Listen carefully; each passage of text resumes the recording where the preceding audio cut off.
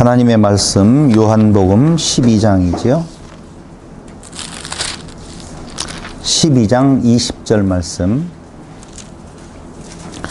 명절에 예배하러 올라온 사람 중에 헬라인 몇이 있는데 그들이 갈릴리 벳세다 사람 빌립에게 가서 청하여 이르되 선생이여 우리가 예수를 배웁고자 하나이다 하니 빌립이 안드레에게 가서 말하고 안드레와 빌립이 예수께 가서 여쭈니 예수께서 대답하여 이르시되 인자가 영광을 얻을 때가 왔도다. 내가 진실로 진실로 너희에게 이르노니 한 알의 밀이 땅에 떨어져 죽지 아니하면 한 알 그대로 있고 죽으면 많은 열매를 맺느니라. 아멘. 읽으면서도 좀 이상하지 않아요? 어떤 점이 이상할까요? 헬라인 몇이 와서 예수를 만나기를 원해요. 그럼 예수님의 답은 yes or no. 둘 중에 하나여야 되잖아요. 그렇죠? 만나겠다? 만날 필요가 없다. 이렇게 말을 해야 되는데 예수님께서는 그렇게 답하지 아니하시고 예수께서 대답하여 이르시되 인자가 영광을 얻을 때가 왔노라. 이렇게 대답을 하셔요. 그리고 한 알의 밀이 떨어져서 썩냐 안 썩냐 뭐 이렇게 말하는데 다 이해하셨었죠? 어떻게 해요? 오늘 정말 놀라운 대답을 들었어요. 예라는 대답을 이렇게 쉽게 빨리 나올 줄 기다리고 있었다. 저하고 어저께 뭐 다른 이야기 이렇게 질문하면 대답을 해라. 가르쳐 준 적도 없거든요. 궁금해졌어요. 뭐라고요? 이제 예수님이 그동안에는 유대인만을 위한 그런 메시아로 이렇게 계셨는데 네. 이제 이방인까지 구원을 하는 그 일로 나가신다고. 거기까지는 이해가 돼요. 네. 이방인이 왔으니까. 네. 근데 거기 그 대답이 그러니까 내가 지금 그거를 해서 너희들을 구원하겠다. 상당히 그 접근에 있는 대답이었어요. 저는 뭐 전혀 엉뚱한 대답일 줄 알았거든요. 상당히 매력적인 대답이었어요. 지난 시간까지 놓고 보면 정치적 메시아를 기대하고 예수를 영접했던 무리들이었었잖아요. 호산나 찬양을 부르면서. 근데 그 무리 중에 헬라인 몇이 있었던 것 같아요. 있었으니까 말을 하겠죠. 그런데 그 헬라인 몇이 예수를 뵙기를 원하고 그 예수 뵙기를 원한다는 이야기를 단계를 거쳐서 예수님에게 지금 이야기를 하고 있습니다. 방금 말씀드린 대로 예수 만나겠다 아니면 너 아니어야 되는데 예수님은 좋다 아니다라고 말하는 것이 아니라 갑자기 인자가 영광을 얻을 때가 왔다 이렇게 이야기를 해요. 만나겠다는 거예요? 안 만나겠다는 거예요? 그 대답은 못 하시네? 예수님께서는 그렇게 대답하신 뒤에 몇 말씀을 더 하시고 난 뒤에 그 자리를 어떻게 해요? 피해버려요. 안 만나셔요. 그럼 조금 전에 답을 했던 것처럼 그것이 이방인 구원과 무슨 관계가 있느냐라고 하는 것을 우리가 파악하지 못하면 그냥 일반적인 대답이 되어지지 정확한 그 의도에 맞는 이야기가 될 수가 없겠지요. 임 집사님을 계속 제가 곤란하게 할 이유는 하나도 없다고 생각을 해요. 말씀을 드리면 인자가 영광을 얻을 때가 왔다는 거예요. 그렇다면 지금 만나줄 거예요? 안 만나줄 거예요? 라고 할 때에 그 만나기를 원하는 헬라인들은 어떤 생각을 가지고 예수를 만나기를 원했었느냐 하면 그때의 유대인들하고 똑같은 생각을 가지고 대단한 분이 있으니 대단한 분을 만나서 무엇인가 얻을 것이 있을 것이 아닌 건가 이렇게 생각을 한다는 거죠. 그럴 때에 예수님께서는 나는 너희들 유대인과 헬라인이 똑같이 가지고 있는 그러한 개념의 정치적 메시아가 아니다 라고 하는 것을 먼저 선포하시는 내용이 인자가 영광을 얻을 때가 왔다는 거예요. 그런데 그 영광이라고 하는 것은 너무너무 잘 아시다시피 십자가에 죽으실 것을 말하고 있는 것이지요. 그러면서 바로 이어서 말하는 내용이 한 알의 밀이 땅에 떨어져 죽지 아니하면 한 알 그대로 있고 죽으면 많은 열매를 맺느니라.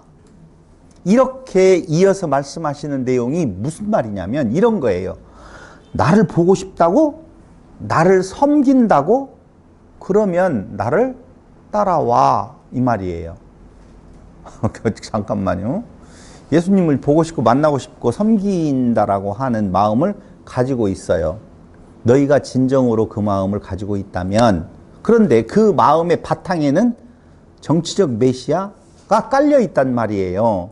예수님은 그걸 지금 일깨워주고 깨우쳐주고 있는데, 너희가 나를 섬기고 나를 따라온다라고 하면, 나를 섬긴다면, 그러면 나를 따라와. 나 있는 곳에 나를 섬기는 자도 거기에 있을 거 아니야.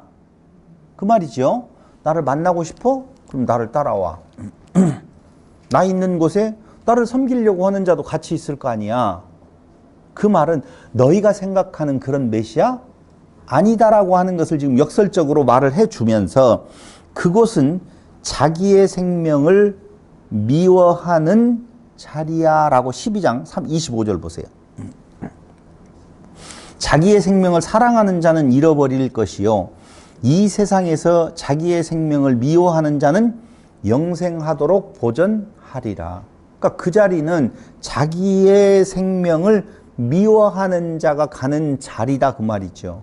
근데 유대인들도 그랬고 지금 헬라인들도 그랬고 자기의 생명을 미워해서 낮은 자리에서 죽음의 자리를 생각하고 예수를 만나고자 했던 것이 아니라 높은 자리에서 섬김을 받으려고 하는, 예수님하고 친해지면 그 능력을 가지고 정치적 메시아로서의 자리를 차지하게 될 거고, 많은 제자들이 예수님의 우편과 좌편을 차지하려고 했던 것처럼 우리들도 예수와 가까이 가서 무엇인가 섬김을 받을 수 있는 존재가 되지 않을까라고 하는 생각을 갖는단 말이죠. 이걸 그들의 생각만으로 치부해버리면 안 됩니다. 우리도 처음 예수를 믿을 때에, 또 사람들에게서 예수를 소개받을 때에 예수를 믿으면 잘 된다, 오히려 내 삶이 악화된다? 잘 된다라고. 병이 낫는다, 병이 생긴다? 병이 낫는다라고. 모든 문제가 해결된다, 모든 문제가 닥쳐올 거다, 모든 문제가 해결된다고 다 들었고 또 말을 그렇게 했어요. 그런데 예수님은 그 마음을 갖고 접근해 오는 모든 사람들에게 나를 따라와, 나 있는 곳에 나를 섬기는 자도 있는데 그 자리는 자기의 생명을 미워하는 자리야 라고 엉뚱한 이야기를 해요. 듣는 사람의 입장에서 보면 할 말 없다, 지금 내 마음이 괴롭다, 그 말이죠. 거기가 25절. 자기의 생명을 사랑하는 자는 잃어버릴 것이요, 이 세상에서 자기의 생명을 미워하는 자는 영생하도록 보존하리라. 27절에 보니까 지금 내 마음이 괴로우니 무슨 말을 하리요? 아버지여 나를 구원하여 이때를 면하게 하여 주옵소서. 그러나 내가 이를 위하여 이때에 왔나이다. 그러니까 지금 내 마음이 괴롭다는 거예요. 그들이 바라는, 예수님을 향하여서 바라고 있는 시선과 예수님이 이 땅 위에 오신 목적이 완전히 달라요. 그러면서 예수님은 바로 이어서 아버지여 나를 구원하여 이때를 면하게 하여 주옵소서 라고 기도를 하죠. 여러분, 왜 예수님은 이때를, 우리가 예수님이 기도했던 내용을 알잖아요. 할 수만 있으면 이 잔을 지나가게 하옵소서 라고 기도하시죠. 왜 그래요? 하나님, 죽으러 오신 분이 왜 이런 기도를 드릴까요? 그건 온전하신 육신을 입고 이 땅 위에 오셨기 때문에 예수님이 받을 그 고난이 얼마나 큰 고통스러운 것인 줄을 알고 체휼하시는 거예요. 참 예수님 직업이 무엇이었냐면 아버지가 목수였잖아요. 아들 예수는 목수예요. 가업으로 이어서 받는다라고 했었을 때, 어렸을 때부터 아마 예수는 목수 일을 했을 거예요. 목수에게 필요한 것이 뭐죠? 나무. 두 번째, 망치, 못이에요. 그게. 망치, 못을 가지고 목수 일을 하다가 손이 찔려 본 적도 있겠지요. 맞아 본 적도 있겠지요. 그런데 실수로 조금 그래도 아픈데 그게 손에 박히고 발에 박힌다라고 하는 사실을 이미 알고 있단 말이에요. 언제 알아요? 왜 나를 찾습니까? 내 집이 여기입니다라고 어렸을 때 부모가 했던 이야기 기억나잖아요. 그러니까 이미 그때부터인지 그 전부터 알고 있었는지는 몰라도 예수님은 자기가 이 땅 위에서 당해야 될 일이, 하셔야 될 일이 무엇인지를 알고 계신 거예요. 그러니까 그 고통이 얼마나 큰 것인 줄을 분명히 아셔요. 그런데 그 고통스러운 일이 이제 얼마 안 있으면 온단 말입니다. 근데 사람들의 기대는 모두 다 정치적인 메시아로서 왕의 자리에 앉아있는 다스리는 자의 모습을 상상하고 있는데 내가 그것 때문에 온 것이 아니라 죽기 위해서 이 땅 위에 오셨고 나의 고통이 얼마나 클 것인 줄을 내가 잘 알고 있습니다. 그러면서 기도하는 내용이 아버지여 나를 구원하여 이때를 면하게 하여 주옵소서 그러나 라고 하는 내용이죠. 내가 이를 위하여 이때에 왔나이다. 죽기 위해서 왔다라고 고백을 하시면서 아버지여 아버지의 이름을 영광스럽게 하옵소서라고 기도하는데 이 기도가 우리가 자주 이야기했던 것처럼 죽여 주시옵소서의 기도로 바뀌더라 그 말입니다. 그럴 때 28절을 보세요. 아버지여 아버지의 이름을 영광스럽게 하옵소서 하시니 이에 하늘에서 소리가 나서 이르되 내가 이미 영광스럽게 하였고 또다시 영광스럽게 하리라. 알았다. 하늘에서의 답이 그거예요.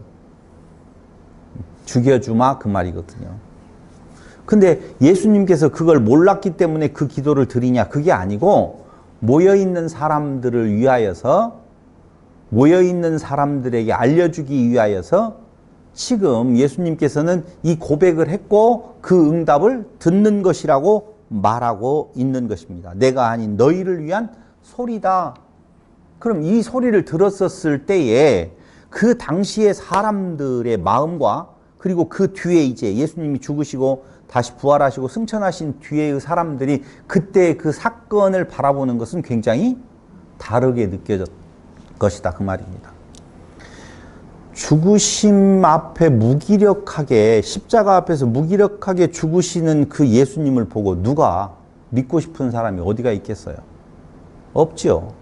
그런데 아하 예수님이 죽으러 오셨는데 진짜 죽었구나라고 하는 것을 확증을 받은 자로부터 전해진 이야기를 듣는 우리들까지 예수님은 죽기에 오셨고 그 죽으심은 곧 이웃된 우리들을 위하여서 그 짐을 지신 것이다라고 하는 본인이 말하는 것이 아니라 하늘에서 음성이 들려서 확증을 시켜 주었잖아요.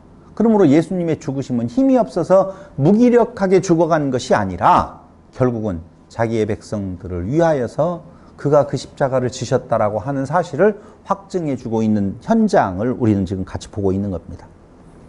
그러면서 이 세상 심판이 이르렀다라고 말씀을 하시죠. 30절 한번 보실래요? 31절하고 곁에 서서 들은 무리는 천둥이 울었다고도 하며 또 어떤 이들은 천사가 그에게 말하였다고도 하니 예수께서 대답하여 이르시되 이 소리가 난 것은 나를 위한 것이 아니요 너희를 위한 것이니라. 이제 이 세상에 대한 심판이 이르렀으니 이 세상의 임금이 쫓겨나리라. 이 세상 심판이 이르렀다라고 하는 그 심판은 보편적인 사람들이 생각하는 것처럼 그들 앞에 힘 있는 자로 나타나서 그들을 쳐 부수는 것이 아니라 십자가의 죽으심이 세상을 심판하는 것이라 그 말이죠. 우리는 억울한 일이 있었을 때에 세상을 심판하여 달라고 이야기하는 것은 자기가 십자가를 지겠다는 것이 아니라 오히려 그를 하늘에서 불이 떨어져서 사멸해 줘버리라고 말하는 때도 있잖아요. 제가 이번에요 사고를 당하고 난 뒤에 어저께까지 참 그 마음이 놓이지 않는 부분이 하나 있었어요.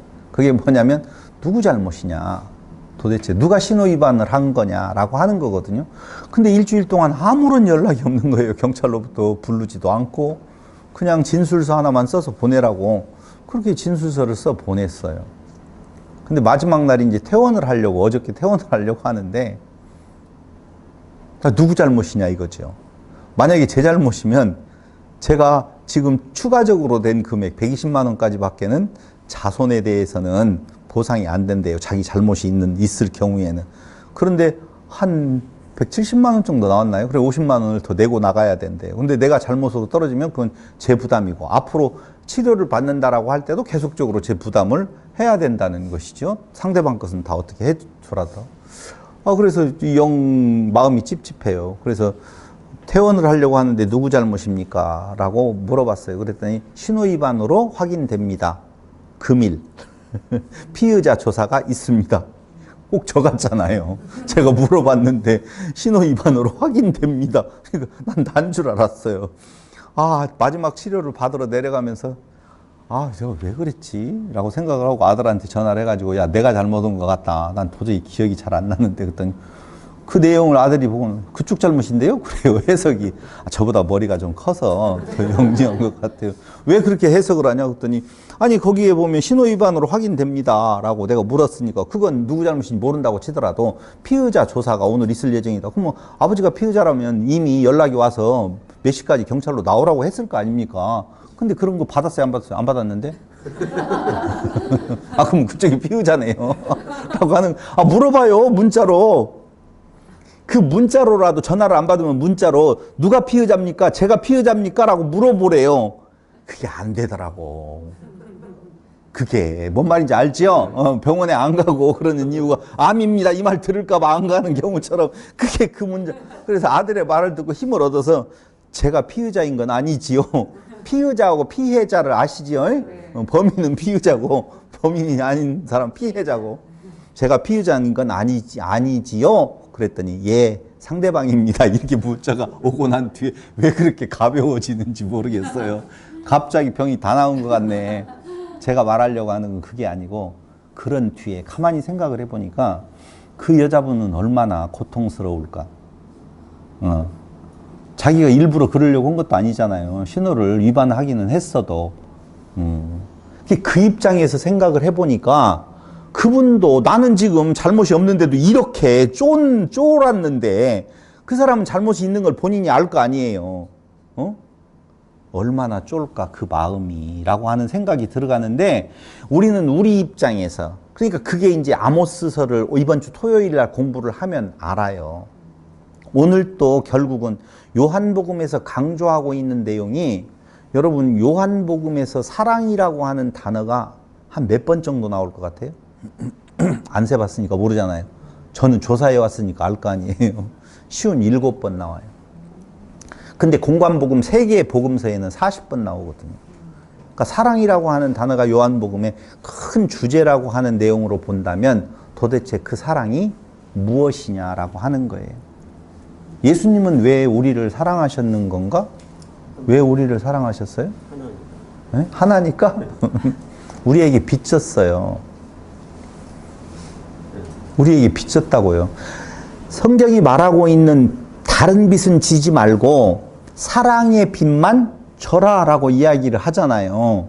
이게 아모스서에서 이제 그 이야기를 풀어내게 되어질 텐데 예수님은 하나님은 우리에게 사랑의 빛을 져서 그 빛을 갚기 위해 십자가를 지고 이 땅에 오신 거라 그 말입니다. 그러니까 상대방의 입장에서 생각하는 것 그게 사랑이거든요. 이웃을 하나님을 사랑하라. 하나님 사랑이 뭐예요 도대체? 거의 모든 사람들이 하나님 사랑하면 교회의 목사님들이 이미 그렇게 인식을 시켜놨어요. 보이지 아니하는 하나님 사랑, 보이는 목사 사랑으로. 성경은 분명히 우리에게 보이지 아니하는 하나님 사랑, 보이는 이웃 사랑. 이웃을 사랑하지 아니하고 보이지 아니하는 하나님을 어떻게 사랑한다는 말이냐라고 로마서 기자가 말했던가요? 요한일서가 말했던가요? 그 내용을 말을 하고 있어요. 근데 그걸 바꿔서 목사 사랑이라고 하는 내용 쪽으로 바꾸어 놓아 버린다 그 말입니다. 문제는 어디가 있느냐? 이스라엘도 빚진 자들이에요. 이스라엘이 왜 빚진 자냐면요, 이미 창세기에서 아브라함을 부르셨을 때 너를 인하여서 모든 민족에게 사랑이 증거되어질 거라고 말을 했잖아요. 근데 그들은 그 사랑을 밖으로 보내는 것이 아니라 안으로 자기 것화 해버렸단 말입니다. 그래서 자기 것화한 그들을 향하여서 하나님은 분노, 진노하시는 것처럼 아모스 선지자도 마찬가지예요. 그 아모스 선지자가 그렇게 독서를 퍼붓는 이유가 뭐냐? 종교 지도자들, 사회 지도자들이 결국은 없는 자들을 다 있는 것 다 거기에 보면은요 너무 적나라한 내용들이 저울을 속이면서 그런 내용들이 다 기록되어져 있다는 것이죠. 그러니까 우리들은 거의 모든 성도들의 생각들이 기독교인들의 생각이 무엇이냐면요 예수 믿는 자들 어떻게 하고 잘 되고 믿지 않는 자들은 저주를 받아버렸으면 좋겠다라고 하는 생각들을 가지고 있더라 그 말입니다. 우리는 그렇지는 않죠. 저는요 크게 지금까지도 아린 상처는 아니지만 남아있는 자국 하나가 있는데 더 이상 사람이 안 모였으면 좋겠대요. 많은 공부했던 성도들이 하는 이야기가 더 많이 안 모였으면 좋겠대요. 많아지면 이러한 소소한 기쁨과 즐거움들이 사라지잖아요. 많으면 어찌 이렇게 친근하게 되겠어요. 좀 많아지는 순간 어느 날 갑자기 목사는 애엠하게 되어지고 뒤로 물러나게 되어지고 권력이 되어질 확률이 높다는 것이겠죠. 여러분 상대방의 입장에서 생각을 하는 것 그것이 진정한 사랑이라고 하는 거예요. 예수님은 자기 스스로만을 위해서라고 보면 십자가 질 이유가 하나도 없으신 거예요. 그런데 예수님께서 그 십자가를 지시기 위하여서 아버지요 이 시대를 지나가게 하옵소서 그러나 아버지의 뜻대로 아버지의 원대로 하옵소서라고 바뀌는 기도는 다름이 아니라 약한 우리들을 위한 그 사랑의 선포라 그 말입니다. 왜 그 선포를 하게 되어지는 건가? 하나님께서는 죄인을 구하러 오시고 사람인 자를 신 만들기 위해서 그 계획을 하신 것인데 그것을 어떻게 이루시려고? 당신의 은혜로 이루시려고. 당신이 그 약속을 했으면 그 약속대로 되어져야지 맞아요. 근데 그렇게 되어지지 아니하고 모든 인류의 모든 역사들을 보면 결국 그릇 행하여 다른 길로 가버리더라 그 말입니다. 누가? 먼저 하나님의 은혜를 받은 자들이. 먼저 하나님의 은혜를 받은 자들이 자기가 그 하나님께서 낮은 자리에 임하심과 같이 낮은 자리에 임해서 그 가난한 자들을 향한 사랑을 베풀어야 되는데 오히려 은혜를 받게 되어지면 자기가 높은 자리에 올라가서 그 낮은 자리에 있는 자들을 착취해버리더라라고 하는 겁니다. 제가 거친 입이 아니라서 말을 못하고 있지만 오늘날 한국 교회도 마찬가지 아니에요? 거의 종교 지도자라고 하는 사람들이 천주교든 어디든 마찬가지예요. 모든 종교들이 종교 지도자 먼저 기득권이 있는 자들이 약한 자, 알지 못하는 자들을 속여서 그들로 하여금 무엇인가를 그러니까 아모스서에 보면은요 정말 적나라하게 나와요. 얼마나 종교 지도자들이 그 모르는 자들, 가난한 자들, 어려운 자들의 고열을 빨아버렸었는 건가에 대한 내용들이 나오거든요. 그러니까 열받은 저울을 속이는 것은 누구이기 때문에 하느냐? 그가 평범한 제사장이나 선지자가 아니라 그는 목동이었었고 그는 일상의 우리와 같은 존재였었거든요. 그러니까 그들이 얼마만큼 저울을 속이고 있고 지금 문제가 있는 가난한 자들을 더 학대하고 있는 것인지를 눈으로 너무 보니까 독서를 퍼붓게 되어지는 거예요. 이야기가 엉뚱한 데로 가서 참 죄송하지만 이 세상 심판이 이르렀다라고 하는 것은 자기가 이 땅에 죽으러 오신 것이요 이 세상의 임금이 쫓겨나는 것이다 라고 하는 내용을 말을 해주고 있는 거예요. 그러면 32절에 내가 땅에서 들리면 모든 사람을 내게로 이끌겠노라 하신 여기가 답이잖아요. 모든 사람 유대인과 이방인 유대인과 헬라인이에요. 그러니 지금 너희들이 만나기를 원해서 지금 밖에서 기다리고 있는데 만나 주실래요? 만나 주지 않으실래요? 지금 만나준다라고 하는 것은 예수님이 이 땅에 오신 근본적인 목적하고는 다른 길이에요. 그러니까 아니야 지금 만날 수가 없어. 그럼 언제 만나느냐? 내가 들릴 때 십자가에 죽고 난 뒤에 모든 사람을 그때 내게로 이끌겠노라 라고 하는 답을 주시는 거라. 이제 임 집사님이 그거 아시겠어요? 여기에서 무슨 말인지? 네, 헬라인이 왔는데 이방인들에 대한 구원이라고 하는 내용까지를 어떻게 말을 하고 있는 건가? 내가 죽어야 돼. 만약에 예수님이 죽지 아니하시고 그냥 왕으로 등극하시게 되어지면 유대인의 왕이 되는 거예요. 유대인의 메시아가 되는 거예요. 그런데 너희들 지금 너희 조상 아브라함부터 시작을 해가지고 이미 거기에 은총을 베푼 이유는 이웃된 이방 나라들에 대한 사랑을 전하는 메신저 역할을 하라고 했는데 오히려 폐쇄적인 경우가 되어져 버렸어요. 바리새인들이 왜 독사의 자식이에요? 그건 율법을 잘못 해석을 하고 자기들만의 율법으로 알고 자기들만의 선민으로 알고 이방인들 자기들 외의 것은 배척하게 되어지는 것, 그게 독사의 자식이라고. 너 있어. 아니에요. 성경은 나를 부정하면서 거기 한 알의 밀알이 떨어져서 썩어서 많은 열매를 맺게 되어지는, 그게 하나님께서 우리에게 이미 선포하신 사랑의 실천된 모습이라 그 말입니다. 그래서 다시 32절에 보면 내가 땅에서 들리면 모든 사람, 유대인과 이방인들, 헬라인들을 내게로 이끌겠노라 하시니, 이렇게 말씀하시면 자기가 그래 들려야만이 된다는 이야기는 십자가에 죽을 것을 말한 것이다 라고 말을 할 때에 무리들은 그 말을 그렇게 받지 아니하고, 우리는 율법에서, 이게 율법이에요. 잘못 해석된 율법은 어떻게 해석하고 있는 건가? 그리스도가 영원히 계신다 함을 들었거늘 너는 어찌하여 인자가 들려야 하리라 하느냐? 이 인자는 누구냐? 라고 본래의 목적에서 벗어난 자기들만의 율법으로 예수님에게 말을 하고 있는 것이죠. 예수님께서 이르시되 그때 말하는 것이 뭔 말이야? 라고 네 말 도저히 알아들을 수가 없어. 이 땅 위에 왕으로 존재해야 될 거 아니야. 네가 메시아라고 하면 그렇게 말을 할 때에 내가 빛이야. 예수님께서 하시는 말. 그리스도면 영원히 왕의 보좌에 있어야지 왜 죽는다고 말하는 거야? 라고 말할 때에 내가 빛이다. 예수님 하시는 말, 빛이 있을 동안에 빛을 믿으라. 그리하면 빛의 아들이 되리라. 그것이 어두움에 붙잡히지 않는 것이요. 어두움은 정치적 메시아를 기다리고 있는 그 마음이에요. 어두움에 붙잡히지 않는 것이다 라고 이야기를 하는 거예요. 우리는 어떻게 살아가야 돼요? 라고 하는 질문을 많이 합니다. 스스로에게도 하고 목사에게도 질문도 하고 그래요. 어떻게 살아가야 돼요? 그냥 살아요. 그게 그래도 깨달았다라고 하는 목사님들이 하시는 말씀이거든요. 사라지는 대로 살아요. 그런데 성경에 로마서 이후에 보면은요, 아니 복음서에서도 많이 나타나고는 있는데 너무너무나 명확하게 어떻게 살으라고 하는 말이 나와 있어요. 그냥 살으라고 안 하게 돼. 왜 그냥 살으라고 하느냐면은요, 신학이 사람을 배려놓기는 해요.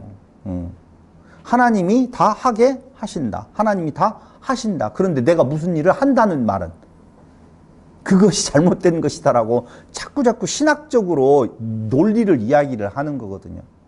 저는 여러분들에게 오늘 이렇게 질문을 하고 싶어요. 믿는다라고 하는 내용, 행위로 구원을 받는가 아니면 행위로 증명되는가? 행위로 구원함을 받는다라고 하는 말은 가짜예요? 잘못된 거예요? 그럼 행위는 어디에다가 갖다가 붙여놔야 돼요? 증명이라고 하는 거예요. 아, 또 잘못 들으면 또 안 되는데. 나는 믿음 있다고 말하니 행위를 해야 될 거 아니야. 이 말이 아니에요. 믿음은 행위를 동반하게 되어 있어요. 행함이 없는 믿음은 그 자체가 죽은 것이라고 말을 할 때 다른 설명 붙일 이유가 하나도 없어요. 그러니까 증명되어진다는 말을 그냥 단순하게 하는 거예요. 믿음은 행위를 동반하게 되어 있다. 믿어야만이, 이게 아니라고요. 네가 믿는다고 하면 그 믿음에 따르는 행위가 분명히 나타나게 되어 있다. 근데 그 나타난 행위는 뭘까요? 이웃사랑이에요. 그럼 이웃사랑은 도대체 어떻게 하는 것이냐? 어떻게 하는가 아니에요? 한번 조금 더 보아버리죠. 예수님께서는 무리들의 그 이야기를 듣고 하시는 이야기가 잠시 동안 빛이 너희 중에 있으니 빛이 있을 동안에 다녀 어두움에 붙잡히지 않게 하라. 어둠에 다니는 자는 그 가는 곳을 알지 못하느니라. 너희에게 아직 빛이 있을 동안에 빛을 믿으라. 그리하면 빛의 아들이 되리라. 라고 이야기를. 지금 예수님께서 이 땅 위에 계셔서 빛으로 오셔서 계시잖아요. 빛은 우리에게 보여주셨어요. 무엇을? 빛의 모습이 어떤 것인지도. 십자가를 지는 모습, 이웃을 향하여서 빚진 것을 갚는 모습으로 보여주었단 말입니다. 그런데 너희들이 지금 말하는 내용은 네가 진짜 메시아라고 보면 이 땅 위에 왕으로 등장해서 왕으로 있어야 되는데 어떻게 들려야 된다고? 죽는다고? 말이 되는 이야기를 해. 라고 일반적이고 보편적인 사람의 생각을 이야기를 하더라 그 말입니다. 이렇게 예수님께서 말씀하시는 것과 모여 있었던 자들의 생각의 차이는 두 가지 때문에 일어났다고 성경은 말해요. 그게 무엇이냐? 많은 표적을 행하셨으나 믿지 아니하는 사람들. 이것은 이사야서 53장 1절과 이사야서 6장 10절에 나와 있는 말씀처럼 선지자 이사야의 말씀을 이루려 하심이요. 그건 찾아보셔요. 찾아보셔요. 두 번째로는 사람의 영광을 하나님의 영광보다 더 사랑하였기 때문이다라고 말하고 있어요. 믿는 사람이 있었는데도 불구하고 그걸 표현하지 못하고 그 자리에서 오히려 예수님 쪽에 서는 것이 아니라 그 반대편 쪽에 서는 이유가 어디에 있다고 지금 그 뒷부분에서 말을 하느냐면은 사람의 영광. 그 무리에서 혹시 내침을 받을까봐 그렇다는 것이죠. 이번에도 뉴스를 보니까 거기 그 사저에 있는 경호원들 중에서 내가 만약에 거기에서 빠져나와서 다른 행동을 하면 배반자로 낙인 찍힐까봐 그렇다라고 하는 이야기들이 좀 있더라고요. 그게 뭐 때문에 그러는 건가? 정의와 진리보다는 사람들의 눈을 더 무서워하는 것이 있다는 거예요. 만약에 사람들의 눈이 무서웠으면 예수님은 십자가에 지실 이유가 하나도 없지요. 저건 죄인의 모습이야. 어떻게 메시아가 왕으로서 등장을 해야 되지 십자가를 지고 저렇게 초라한 모습으로 우리 앞에 서 있을 수 있다는 말이야? 라고 사람들은 틀림없이 손가락질 할 때 아니야 이것들아 내가 가만히 안 놔둘 거야. 천군 천사를 불러서 그들을 다 처단해 버렸으면 되잖아요. 근데 예수님은 그 시험에 들지 않으셔요. 이유는? 그게 성경이 말하고 있는 사랑의 빚짐이라 그 말입니다. 그 빛을 갚기 위한 거라고 말을 하고 있어요. 그래서 예수님은 그 뒤에 13장에 넘어가서 보면은 무슨 일을 하시느냐 하면 발을 씻어주시는 퍼포먼스를 하고 있어요.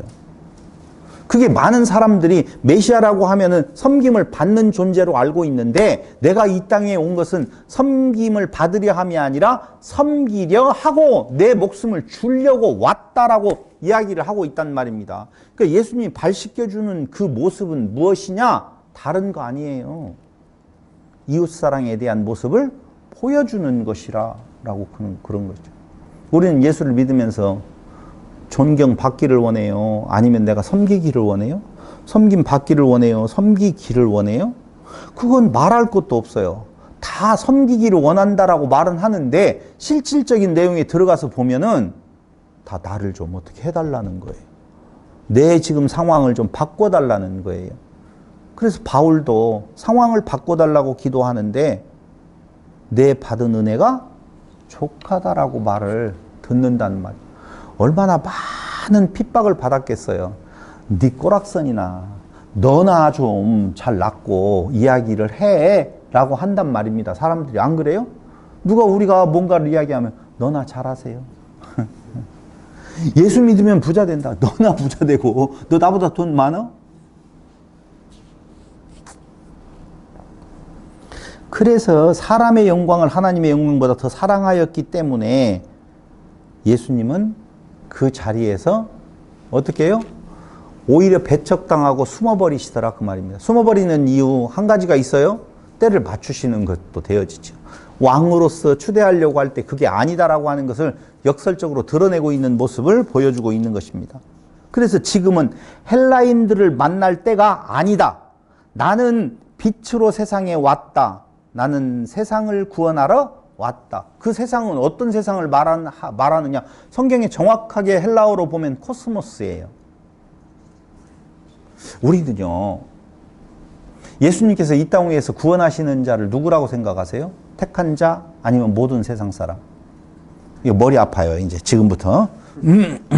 신학에 대해서 걸릴 수가 있어요. 한번 물어보지요. 제가 만약에 세상 사람이다라고 이야기하면 제가 문제가 있죠. 만인구원설자로 찍히겠죠. 그럼 두 번째로 택한 자를 구원하러 오셨다라고 이야기를 해보십시다. 저는 바르지요. 신학적으로 문제가 없지요. 그런데 문제 제기 하나 하고 싶어요. 택한 자가 누구라는 걸 누가 알아요? 알아요? 전사님 기도 좀 해보셨습니까? 이 사람을 딱 보면 택한 자구나 아니구나 이거 알아요?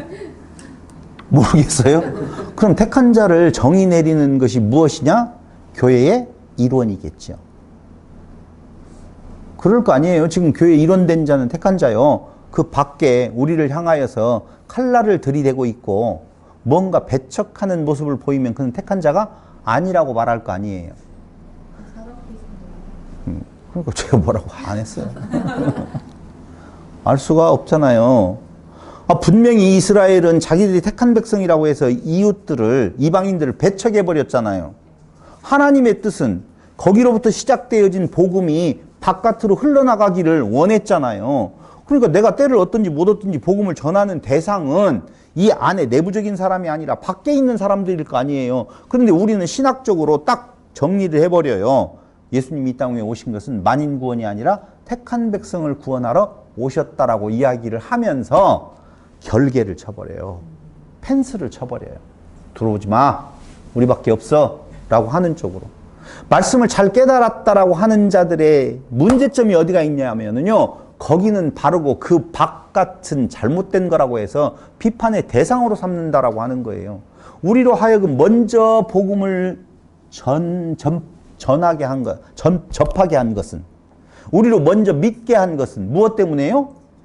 그 복음을 전하고 그 복음을 알지 못하는 자들에게 그 복된 소식을 전하라고 주었다라고 말을 하잖아요. 그럼 그 밖에 있는 자들을 터부시하는 것이 아니라 오히려 안아야 될 거 아니에요. 근데 왜 우리는 터부시하는 쪽으로 가죠? 언제부터 우리가 예수를 믿었다고? 언제부터 믿었어요? 그리고 잘 몰라요. 왜냐하면 많은 시간들을 거쳐가면서 옳은가 그른가 옳은가 그른가 옳은가 그른가를 계속 자기 안에 빠져 있을 뿐이지 이웃된 자들이 얼마나 그 죄 아래서 고통스러워하는지에 대한 내용을 쳐다보지 아니하고 터부시해버리더라. 그게 먼저 기득권이라고 하는 자들의 문제점이 있었을 때에 그 기득권을 우리도 가지고 있었잖아요.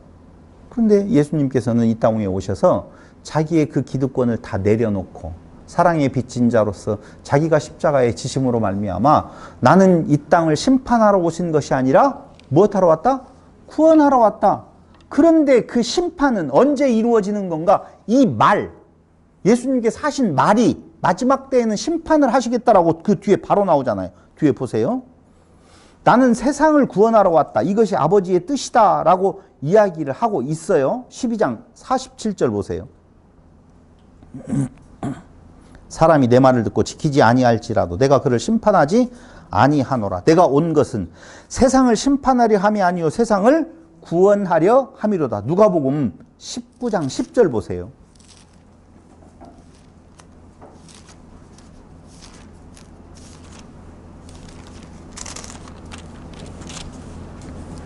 인자가 온 것은 잃어버린 자를 찾아 구원하려 함이니라. 요한복음 3장 16절에 보면 잘 알고 있죠? 다 같이 시작. 하나님이 세상을 이처럼 사랑하사 독생자를 주셨으니 이는 저를 믿는 자마다 멸망치 않고 구원하려고 한 것이다 라고 선포하고 있어요. 그렇게 당신은 이 땅 위에 심판하러 온 것이 아니라 구원하러 왔다라고 말하면서 그것이 곧 아버지의 뜻이다 라고 이야기를 하신다 그 말입니다. 세상을 구원하러 왔다라고 이야기할 때 그 세상은 어디를 말한다? 코스모스, 세상 모든 사람들을 다 구원하시기 위해서 왔다는 거예요. 그럼 세상 모든 사람들의 구원받지 못하는 자들은 있을까요? 없을까요?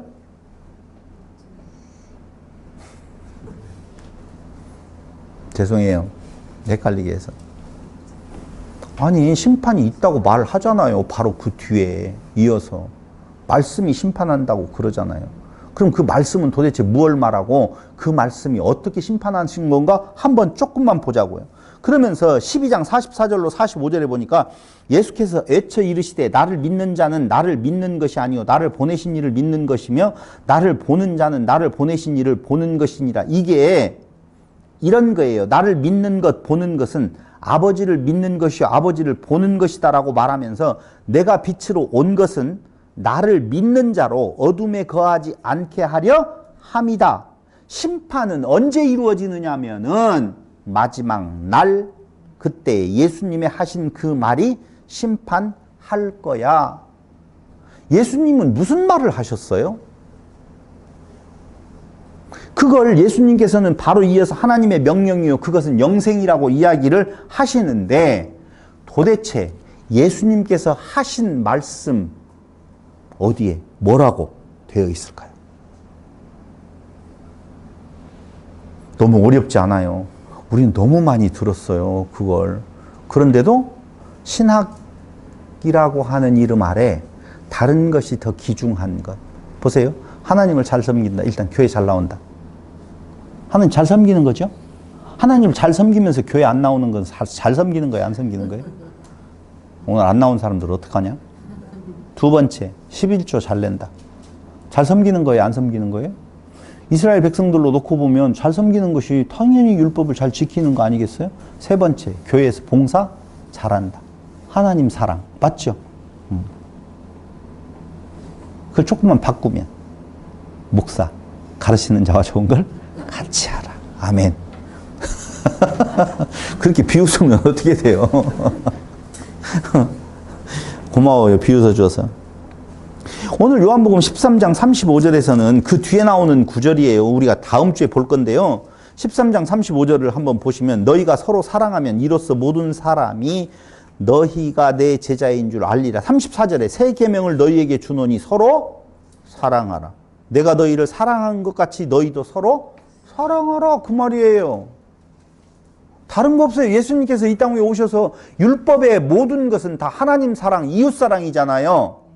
나는 율법을 폐하러 온 것이 아니라 온전케 하러 왔다라고 이야기할 때 그 말씀은 그 율법의 진정한 의미는 하나님 사랑과 이웃 사랑인데 그것을 그 뒤에 가서 뭐라고 이야기하냐면 보이지 아니하는 하나님 사랑을 어떻게 보이는 성도 이웃을 사랑하지 않으면서 그 사랑한다고 말할 수가 있느냐 그 말이에요. 그래서 하나님 사랑한다고요? 아 그러면서 주일 예배 참석 잘하고 한 번도 안 빠지고 저도 그걸 자랑했잖아요. 예수 처음 믿으려고 할 때 한 번 딱 나가고 난 뒤로부터 안 빠졌어요. 여동생이 결혼식을 일요일 날 했어요. 안 갔어요. 얼마나 그게 나의 의였는지 몰라요. 그래서 누가 주일날 뭐가 있다라고 하는데 동생 결혼식에도 안 간 인간이다. 근데 내가 거기를 왜 가겠냐? 안 가. 돈도 없지만. 그렇게 내 은 줄 알았어요. 그것이 하나님을 사랑하는 모습이라고 교회가 가르쳐요. 하나님 사랑은 무엇으로 증명될 수 있느냐? 주일 성수 잘하고 집회 모임마다 빠지지 않고 돈 잘 내고 그리고 봉사 잘하는 거. 그거 하나님 사랑이고 이웃 사랑은 말도 안 해. 어떤 것이 이웃 사랑인지. 그리고 이웃 사랑이라고 말을 해봐야 뭔만 전해요?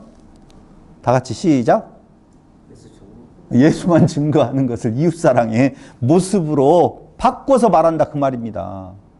아니요. 그렇게 말하지 않아요. 성경은. 미안하지만.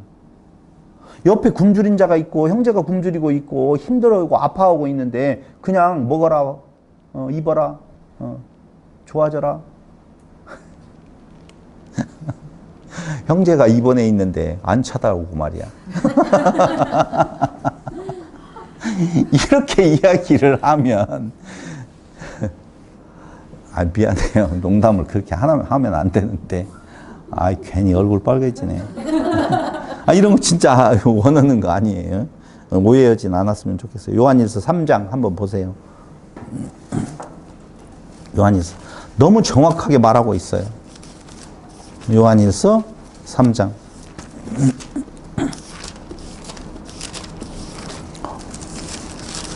10절 제가 읽어볼게요. 이러므로 하나님의 자녀들과 마귀의 자녀들이 드러나나니 무릇 의를 행하지 아니하는 자나 또는 그 형제를 사랑하지 않은 자는 하나님께 속하지 아니하니라. 우리는 서로 사랑할지니 이는 너희가 처음부터 들은 소식이라. 가인같이 하지 말라고 이야기하면 17절 한번 보세요. 누가 이 세상의 재물을 가지고 형제의 궁핍함을 보고도 도와줄 마음을 닫으면 하나님의 사랑이 어찌 그 속에 거하겠느냐. 자녀들아, 우리가 말과 혀로만 사랑하지 말고 행함과 진실함으로 하자. 여기 뭐라고 되어 있어요? 돈 줘라 그 말이잖아요. 있으면 이 말이 안 들어와. 없으면 들어와 달라고. 그러면서 말로 사랑한다라고 이야기를 하면서 형제가 너무너무 그것도 이제 또 그 형제가 진짜 형제인지 가짜 형제인지 어떻게 가느냐 해가지고 이론이 많이 붙어요. 상관하지 말라고요. 그냥 아까 이야기한 대로 행위로 구원받는 것이 아니라 행위로 증명된다라고 이야기를 하고 있어요.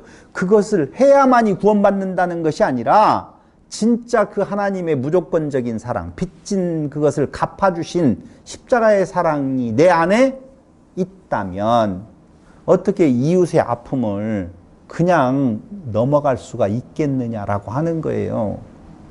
그럼 잘못 들으면 안 돼요. 그걸 행하라라고 하는 명령이라든가 규범이라든가 규율로 들으면 안 된다 그 말입니다. 아, 제발이지 이렇게 하면 돼요. 난 믿음 없어요. 그럼 아무 행동 안 해도 돼요. 근데 믿음이 있노라 하고 하면서 형제의 제가 누누이 이야기 하잖아요. 이웃사랑에 대한 내용이 전부다라고 이야기를 하면서 결국은 남는 것은 이웃사랑에 대한 내용 밖에는 남지 않는다는 거예요. 아모스서 강론하면서 여러분들에게 더 자세히 말씀을 드리기로 약속을 하면서 한 절 더 찾아보죠. 요한일서 4장 20절 또 21절 누구든지 하나님을 사랑하노라 하고 이게 이제 나오는 거예요. 그 형제를 미워하면 이는 거짓말하는 자니 보는 바 그 형제를 사랑하지 아니하는 자는 보지 못하는 바 하나님을 사랑할 수 없느니라. 우리가 이 계명을 주께 받았나니 하나님을 사랑하는 자는 또한 그 형제를 사랑할지니라. 여러분 가면 갈수록 느낄 거예요. 나이가 먹으면 먹을수록 느낄 거예요. 주위에 누가 있느냐라고 하는 거예요. 혼자 살아가다가 돈 많이 벌어놓고 지위 높이 올라가고 건강하게 살다가 행복하게 죽는다고요? 그런 거 없어요. 여러분 오늘 이광철 집사님이 나왔잖아요. 왜 이렇게 좋아해요? 잘생겼어요? 돈이 많아요? 막 권력이 높아요? 모르죠. 이 교회가 이미 정치적으로 바뀌었다라고 보면 한 자리 하는 사람이 오면 전부 다 일어서서 그게 고린도 교회의 모습이 아니었었겠어요? 그냥 여러분 좋은 거예요. 무엇이 좋아요? 줄 수 있는 대상이기 때문에 좋은 것이지 나한테 주어서 내가 받을 수 있는 대상이기 때문에 좋은 것이 그게 교회가 아니라는 거예요. 교회는 받은 사랑이 넘쳐서 내 잔이 넘쳐서 흘러나갈 수 있는 대상이 있다는 것으로 좋은 거죠. 그러지 않겠어요? 제가 가만히 곰곰이 생각을 해봐요. 과연 나의 삶은 어떤 삶이었을까라고 생각을 하면서 없어서 못 나눈다? 아닌 것 같다는 생각이 들어가요. 어차피 없는 건 없는 거잖아요. 10원이 부족해도 부족하고 100원이 부족해도 부족하고 1000원이 부족해도 부족한 것이지 절대적으로 어디가 다 채워져서 지금부터 통장에 플러스로 가니까 나는 우리 집사님들이 식사봉사하고 이런 걸 보고 돈이 남아서 저럴까? 아니에요. 그렇게 생각 안 들어가요, 여러분. 없는 곳에서 잘라내지 못하는데 그거 쉽지 않아요. 있어야만이 내가 하나님 이만큼 주시면 내가 그만큼 봉사할게. 다 거짓말이에요.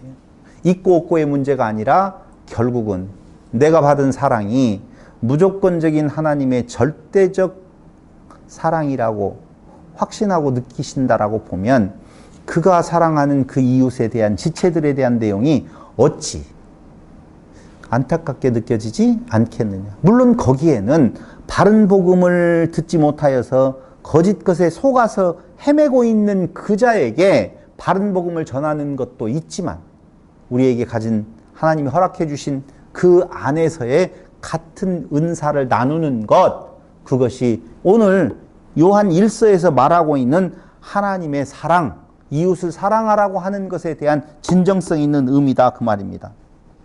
말씀드린 대로 섬기러 오신 예수는 마가복음 10장 45절에서 이렇게 말을 합니다.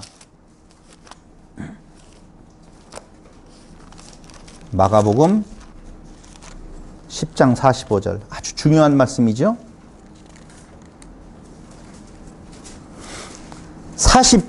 43절부터 너희 중에 그렇지 않을지니 너희 중에 누구든지 크고자 하는 자는 너희를 섬기는 자가 되고 너희 중에 누구든지 으뜸이 되고자 하는 자는 모든 사람의 종이 되어야 하리라. 인자가 온 것은 섬김을 받으려 함이 아니라 도리어 섬기려 하고 자기 목숨을 많은 사람의 대속물로 주려 함이라. 그렇다면 예수는 왜 죽으러 오셨는 건가? 로마서 13장 8절에서 이렇게 말을 합니다. 로마서 13장 8절.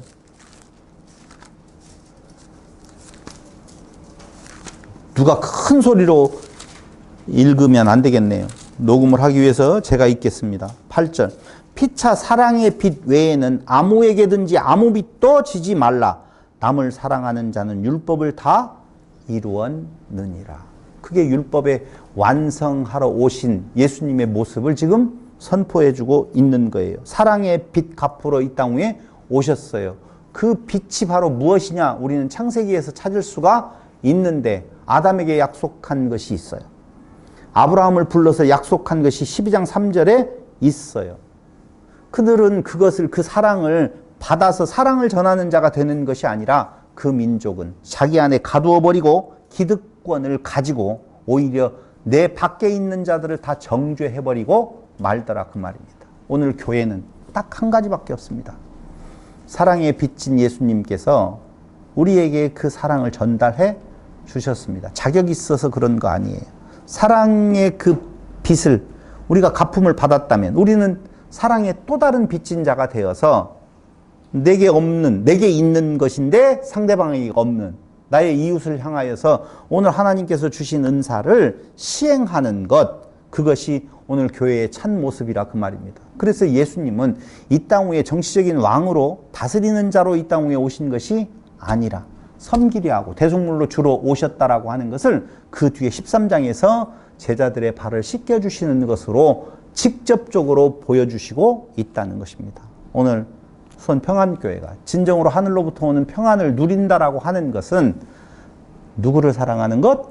이웃을 사랑하는 모습, 그것이 진정으로 하나님께서 이 땅 위에 우리를 보내신 목적, 먼저 믿게 하신 목적이 있다는 것입니다. 예수는 죽으러 이 땅 위에 오셨습니다. 그렇기 때문에 하나님의 아들이시요 하나님이신 겁니다. 우리가 신의 자리에 옮김을 받았다라고 보면 중생한 자로서 우리도 역시 높은 자리에서 섬김을 받는 자가 아니라 섬기는, 이웃들을 섬기는 그 그리스도의 사랑을 전하는 성도 여러분들과 제가 되기를 바라면서 오늘 말씀 마칩니다. 기도드리겠습니다. 고마우신 아버지 하나님, 은혜와 사랑을 진실로 감사드립니다. 참으로 기득권자로서 자기만을 알고 이웃을 터부시하는 어리석은 성도들이 되게 하지 말게 하시고 먼저 된 자로서 오늘 나중 되어진 자들을 위하여서 사랑을 나누는 아름다운 성도들의 삶이 우리 안에 있어지기를 예수님의 이름으로 기도드립니다. 아멘. 오늘